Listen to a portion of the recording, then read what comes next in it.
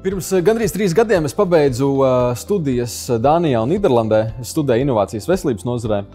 Un tad es sapratu, ka insulta rehabilitācijā, insulta aprūpē ir ļoti daudz ko darīt. Un es gribēju palikt šajā nozarē. Un tad es kopā ar savu atrasto kolēģi Jānu Šlēziņu dibinājām Vigo Health uzņēmumu 18. gada nogalē. Šobrīd Vigo piedāvā personalizētu terapiju cilvēkiem, kas pārcietuši insultu, palīdzot viņiem rehabilitācijā. Terapija ir certificēta Eiropas Savienībā, tā ir izstrādāta ar labākajiem speciālistiem šeit Latvijā un arī ārpus Latvijas. Mums galvenie sadarbības partneri ir Nacionālais rehabilitācijas centrs Vaivari. Terapija ir multimodāla. Tas nozīmē, ka terapija sastāv no vairākām daļām, un mēs esam paņēmuši to labāko praksi, kas pasaulē ir. Tā ir funkcionālā terapija, apvienojumā ar kognitīvu behaviorālo terapiju un pacientu izglītošanu. Un tas jau ir pieejams pacientiem te Latvijā. Commercialization Reactor jau vairāk kā 10 gadus strādā ar zinātniskiem jaunuzņēmumiem, un ir aizraujoši redzēt, kā zinātniski sasniegumi pārvēršas digitālos produktos. Šobrīd jau apmēram 1/3 no mūsu fonda portfeļu uzņēmumiem ir ar digitāliem produktiem. Vigo Health mūs pirmkārt iedvesmoja ar savām ambīcijām atrisināt globālu problēmu, un arī viņu komanda ar savu kompetenci, enerģiju mūs pārliecināja, ka vēlamies šo jaunuzņēmumu atbalstīt.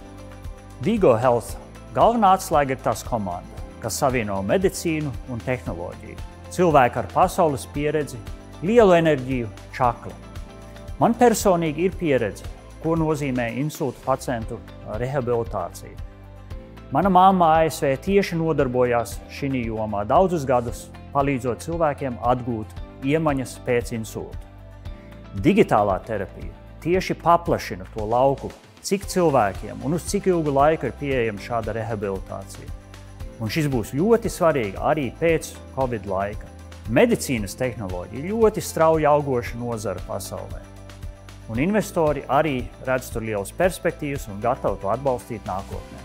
Uz doto brīdi Vigo ir lietojuši vairāk nekā 100 pacienti, vidēji lietojot 3 mēnešus. Taču daudz no viņiem izvēlās lietot Vigo vēl ilgāk par šo laiku. Vigo satura izstrādē mēs sadarbojamies ar rehabilitācijas centru Vaivari un ārvalstu speciālistiem, lai nodrošinātu zinātnē balstītu pieeju satura radīšanā un pilnveidošanā.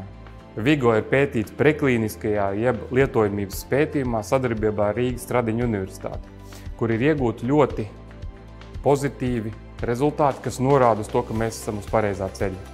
Mūsu mērķis ir, lai Vigo nonāk katra insulta pārcietušā mājās.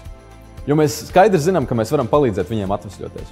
Mēs tāpat laikā plānojam arī tulkot Vigo citās valodās un pievērsties arī citu slimību rehabilitācijai.